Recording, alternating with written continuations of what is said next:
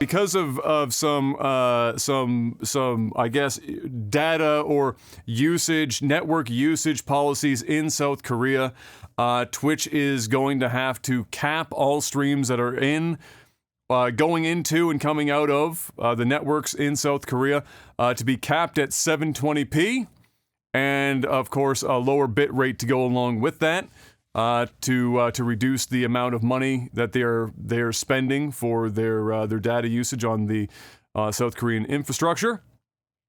Now, I suspect, as did Panic as well. We were having a brief talk about this on Twitter earlier, and I agree. I suspect that everyone that operates in there, that is a streaming service of any kind, clearly they're up against the same regulations and costs. So everyone is staring down the barrel of this. It's just, who do they decide to just leave it and just eat it, or do they change something and go about their day? For Twitch, who is one of the smaller ones on this totem pole. YouTube can probably weather that shit. Netflix can probably weather that shit a bit better. Things of that nature.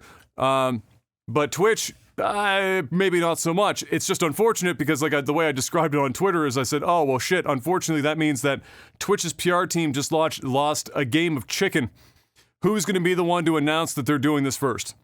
Because if you do it first, you're going to catch a lot of heat. If you do it afterwards, it'll be a little less of a burn because there will be precedent for it having been the case. But if you're the first and only one doing it, and Twitch in the middle of all this other shit going on, lots of users out of South Korea were already like, are you fucking kidding me?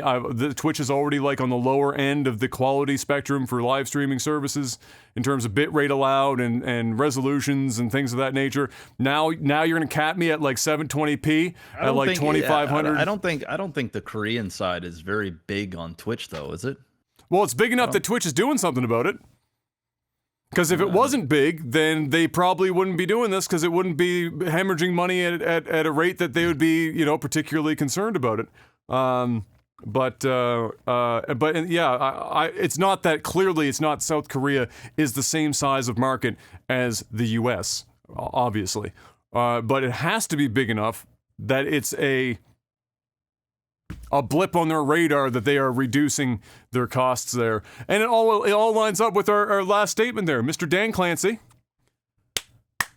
We got that profit-driven mindset, baby. We're gonna fucking skin this bitch 16 ways from Sunday. We're gonna make sure that it is lean, mean, from top to bottom. Lean, mean, bottom line machine, baby. We're gonna have that shit running on fucking air by the time it's all said and done. Don't need nothing but good old-fashioned oxygen to make the engine fucking run. And that's probably what's going to continue happening. I'm very interested in what the next calendar year looks like at Twitch. I bet you this is just going to be a landslide of just bullshit business fuckery that just comes spewing out of their fucking headquarters every fucking 2 to 3 months on some sort of weird rotation, probably on a Tuesday evening, 3 o'clock in the morning or some shit, trying to hide it amongst a slew of other news cycles to try and bury as much of the negative shit as possible. Because that just looks like where this is all going. At the end of the day, will it affect us all that much? Probably not, but it doesn't look fucking good. It's kind of dystopian. It's like a morale thing, right? For streamers, when your platform of choice, even if it's not affecting you directly, like you and I, nothing that they've mentioned is dramatically changing our lives in any way, shape, or form. But for people in general on the platform where they've used Twitch as their chosen primary platform for content creation, it's just a morale hit. It's every fucking couple of days, it's you've just gotten over the fact that your platform has gotten punched in the mouth, and here comes another fucking punch in the mouth, and a kick in the nuts, and a fucking another kick in the fucking nuts, and then you're on the ground, and they spit on you, and they start fucking stomping you into the curb, and then you're It's aggressive. It's got to be a bit of a fucking hit to the morale. As soon as you know what will be the canary in the coal mine? Coe Carnage. The moment that Coe has a descending or a dissenting tone with where the direction of everything is going on Twitch, and he's the one that says it, then you know we're fucked. Like, as soon as Ko opens his mouth, like, he'll be the canary in the coal mine. I'm fucking convinced of it. Because that man is basically the Ned Flanders of Twitch. That dude never has anything. I'm pretty sure he gets paid by them, right? Like, I'm pretty sure he's got. Which is why I'm saying it's a canary in the coal mine. The moment he says like some, and not like directly, but it'll be like some sort of like veiled, you know. Oh, I'm sure he's frustrated, but I mean, there's just some people that are just bought by Twitch, man. They're you know. I think he's one of them, to be honest, and I think he's one of the top tier. Players in the scene, in the industry, and he has been for years. But I don't foresee him coming out and just ripping on Twitch. I don't know, maybe you might be right. I mean, I don't think it'll be a rip. I don't think he's gonna come out and start fucking just murdering people. I think he'll come out and it will be some, like I say, it's the Ned Flanders. He'll say something that's just not quite on brand. And that will be all it takes for me. That I'm like, because if it pushes him to like say something even minor, I'm gonna be like, I'm sure he's saying a lot of stuff behind the scenes. You know, I'm sure he's probably. Oh, for sure. Off camera happy, and away from social media, he's probably not happy. Yeah. Oh, especially for sure. Since he's one of the ones that, you know, is affected. But I'm pretty sure he's got a contract with Twitch, so you know his pockets are fat. Yes, anyway, he signed with Twitch. So if I'm I mean, not mistaken. you know, what do you know? It's I'm pretty sure it's probably under the contract that you're not allowed to talk illy about Twitch, right? I wouldn't be surprised, right? Like most for sure, right? Like for sure, yeah. And you know, if your bag is in the millions, right? You got to keep your mouth shut, or you're gonna be sued. That's true. So. Yeah, I wouldn't suspect it. I do tell you, somebody in my stream asked me a couple days ago, it might have been yesterday, but they're like, "Hey man, you going to TwitchCon?" I'm like, "Bro, TwitchCon is the last place that I want to be right now." I'm gonna tell you that right now, because if you think that I want to go there and celebrate Twitch with a bunch of elitist wannabe celebrities where all they do is gossip and talk shit about each other, you got another thing coming. Catch COVID for the second time. I don't give a fuck. Dude, I don't give a shit. COVID's dead to me. I don't give a fuck. I live my life now. I mean, if I get COVID, I get COVID. I don't give a shit. But does it make it any more tempting to go to TwitchCon and being like, you already get the fucking convention honest, flu? Well, the fact that you got to wear a mask there is another reason why I'm not going. I just don't want to be. I'm just over it. I'm just over all the stupid bullshit, fucking dumb shit. Like, I'm just staying the fuck home.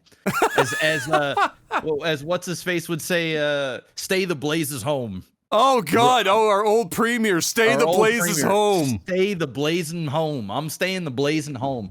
Because if I got nothing, I mean, I would have loved to have gone and met some of my peers in role play, and you know, and how many of them are going? Are very many people in the roleplay community attending? I mean, a lot of them live in the States, right? So I'm sure there'll be a bunch of people that'll go there. But I don't know, man. The Twitch culture in general, like, I don't know. I just think it's the older I get, the more I just don't care. There's just so much drama, just so many elitists, so much.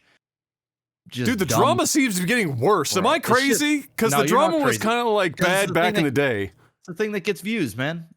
People are just farming views. That's all it is, man. They leaking everybody's DMs and fucking trying to out everybody as this and canceling everybody.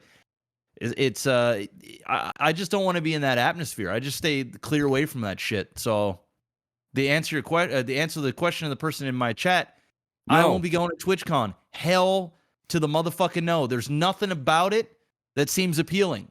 I don't feel like going to a convention with thousands of people. I don't feel like wearing a mask for 8 hours a day. I know that there's going to be some people, just the mask, but that I know. But I don't feel like mask for 8 hours. So, like, there's a difference between wearing a mask to go to the grocery store for 45 totally minutes scenario. Yes. And 8 straight hours. I mean, you talk to Em, she's a nurse, she wears a mask for 12 hours a day. It's not fun. Nobody enjoys it. No. The answer is it's a hard pass, it's a hard no. You know, if there was if there was some positivity going on, you know, and there was something to look forward to, I could get over the mask thing. You know, I could get over it and just fucking suck it up. But you add all that other bullshit, and then you put a little bow on the top. You got to wear a mask for 3 days. Nah, I'm good, man. I don't feel like it's not community driven anymore either, right? Like it's kind of like there's a corporate Twitch thing, and then there's just like you're just going to like I don't even know what you go for at this point, because all these people that you're mentioning, they already see each other and spend time with each other on the regular.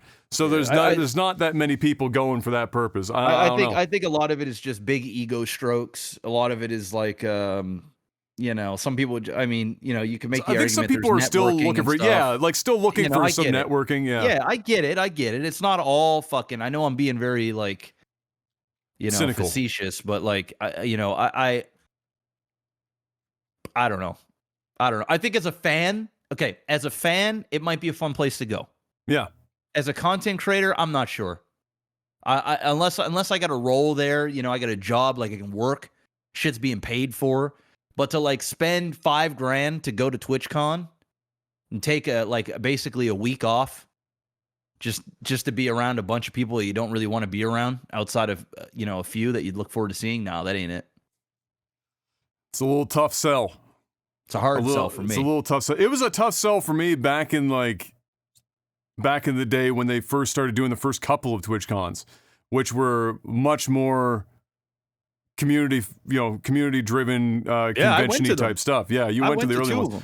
Like I was more interested in that. I didn't end up going because I just wasn't like, there wasn't many people there that I was going to directly see because I don't collaborate or anything like that. But it was at least enticing back then. Now it's just like, nah, man, it's just it's just this commercially driven fake. I don't even know. And then you see all this shit about the parties and after parties. Dude, we're going to come home. There's going to be a bunch of shit about like, oh, this person did that to this person. Oh, this person was in a hotel room with that person. Oh, this. It's the same shit. It's like, it's the same shit. It's like when I was 16, 17 years old. I used to go get hammered with my boys and gals on an island, and there'd just be some high school fuckery that would go on and some drama and shit. It's basically that, but with a bunch of fucking mid-20s, mid-30-year-olds that got a bunch of money and think they're more important to the world than what they actually are. And it's just like, nah, bro, that ain't it. That ain't it. Not for me. It's true. I digress.